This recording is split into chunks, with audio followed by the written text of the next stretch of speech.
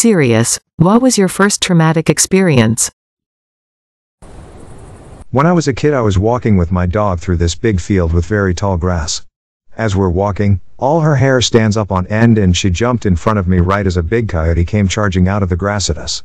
It was bigger than her, but she put up a heck of a fight. The sound of animals fighting is horrible. I was just frozen with fear. After a few seconds that felt like minutes, she got the upper hand and turned the coyote on its heels and chased it off before doubling back to me. I had never seen a wild animal aggressive like that, and it scared the hell out of me. The next day we found the coyote dead. Up close I could see that it was missing hair and seemed to have a very bad case of mange. I felt kinda bad for it actually. I had seen coyotes before and they always sprinted in the opposite direction. This one must have been really sick and desperate to go after my dog. As I type this out 14 years later, I'm happy to report that my dog is currently happily sleeping on my bed. She's a great dog, and even though she's slowed down with age, she still stands up tall and raises her hackles whenever she hears the coyotes yelping in the woods behind my house. I think she's still ready for round 2. My sister tried to commit suicide when I was 7 by cutting her arms, legs and neck with a razor blade. My older cousins found her and hauled her into the driveway. Me and my sister grabbed towels for my parents. We waited 20 minutes for an ambulance. She survived and was sent to a group home. When I was 11 years old, my best friend passed out a swim meet. Me and my friends at first thought she was fine, but 2 days later, we were brought to the hospital to visit her. She was in a coma and completely unrecognizable. Her parents told us to try to talk to her because she might be able to hear us, but all we could do was cry. She died later that day. I don't think anyone knew how to properly help a bunch of 11-year-olds grieve. Edit. We later found out she had died due to a heart defect. Nearly drowning at 5 years old. I don't remember a lot when I was that age, but I remember that pretty vividly. I was walking around a pool, filling a Coke can and pouring it on the concrete lines. I went to fill it up and slipped in. I remember struggling to get out but just never could. The next thing I remember is being cradled in my mother's arms and thinking, what happened? My mom put me in swimming lessons shortly after that. Edit. Since this is getting attention, I want to point out some important links. Red Cross swimming lessons and water. You can use this to find classes near you, if available. Red Cross CPR. You can find CPR lessons here too. Pool and swimming. A few basic tips for behavior around water. Videos of drowning doesn't look like the movies or TV shows. Learn what it looks like by watching videos of real-life events and rescues. My mom took my dad and I to the park where she was planning on telling him that she was leaving him. I was told to wait in the car as I heard them yelling at each other. My mom then opened the car door, told me she loved me and left me and my dad there. We tried looking for her but couldn't find her. Watching my mom walk away and out of my life at 7 years old gave me horrible separation anxiety. Edit. Hi, so I posted this last night and woke up to tons of love, and I'm just in shock to how much attention this has gotten because this was the first time I've posted on Reddit. I've gotten a few questions, so I'm gonna answer them here. After running away, she had a boyfriend pick her up. I found this out years later after the incident. Yes, I did see her again a year later because she tried getting split custody of me but failed. After that I would only see her very rarely. I want to say thank you for all the nice comments. I appreciate them so much. Physical, got run over by a car when I was 4. Mental, somewhere around 4, stepfather was in a drunken rampage and was going to hit me. My dog bit him, so he strangled my dog to death in front of me. Edit. Wow. I have gotten so many supporting replies. I'm fine, kind of. I have lived a very sad life, and I won't go into it here, but I'm here. This was one of those things early in life that I didn't even know I remembered until the question brought it up. Kind of sucks that this is my most upvoted comment. You guys are great though.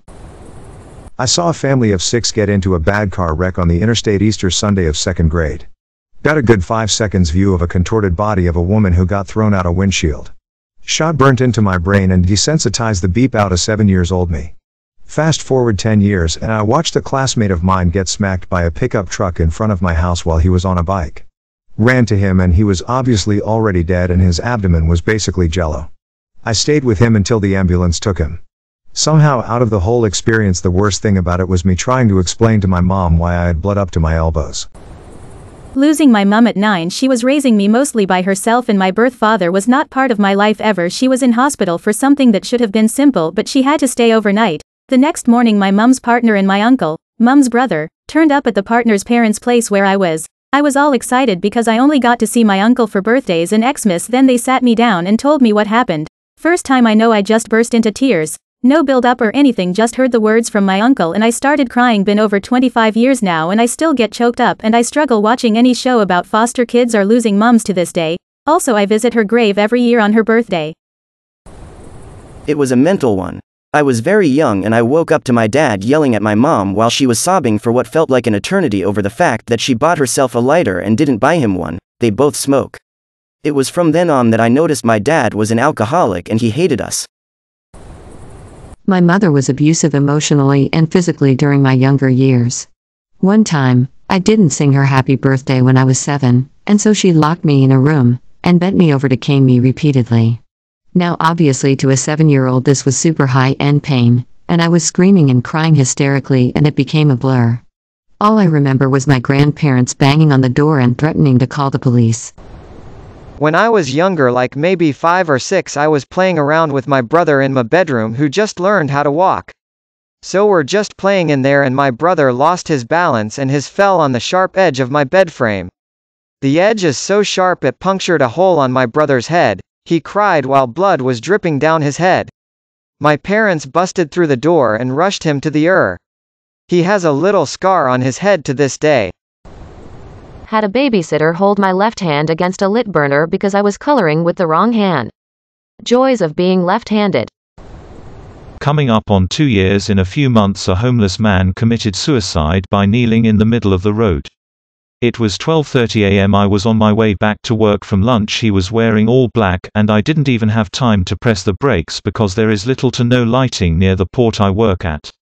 My guess is he was hoping for one of the many semi-trucks that go down that road, but instead he got me. Still don't like driving at night, but I'm the night guy and I still have to drive that road. My last foster mother gave me a reason to splash in the tub. Guess my 3 or 4-year-old self needed taught not to splash water. She held my face underwater for what seemed a lot longer than it probably was. I was 5 years old and my grandma hit a car on the freeway. Both cars rolled, but the driver of the other car wasn't wearing his seatbelt. He fell out the open window while it was rolling and was effectively smeared on the pavement by either our car or his car. I remember sitting on the curb while a first responder was evaluating to see if I was okay. But more than anything, I remember the wife of the deceased man was screaming in agony at her meat crayon husband. I told my family I didn't remember a thing from the accident because I didn't want them to worry. One of my first memories, actually. I think I was 3, but may have still been 2. My mom and dad were arguing and then my dad slammed my mom's face into the corner of the TV. These were the old wooden cabinets TVs. Edit. To everyone trying to analyze and jump to conclusions based on just this, you are wrong. Lol. I went through a lot of beep as a child, and most cause of my dad's addiction to alcohol. He eventually went to prison when I was 13. He did a lot of terrible things, but he truly was 2 completely different people. He was the most loving and caring person during the day, and then he was the devil at night. Going to prison was the best thing for him, cause not only did it get him sober, but it saved his life, cause there's no way he would have made it with how much he drank. Out of all the beep he did, my dad was a good man. And then you can have what my parents had, a good relationship for the most part, but one has a drinking problem and the other has an attitude problem. Add in my mom not being scared of beep and you get a spicy relationship. They split up after this, so it's not one of those typical husband beats the wife and manipulates her situations. She beat the beep out of him too. I was 4. My family went to visit my grandparents. They had an in-ground pool. Everyone was outside having a barbecue. I was walking around the edge of the pool and looked down and saw my little brother had fallen in the pool right behind the ladder. He was only 1, so he obviously couldn't swim. I laid down on my stomach and looped my arms under his armpits, pulling his head above the water. But just barely. He was heavy. He was fully dressed and I was only 4. I screamed and screamed for our mother. It felt like forever, but someone finally noticed me and all the adults came rushing over. No one ever talked to me about it afterwards.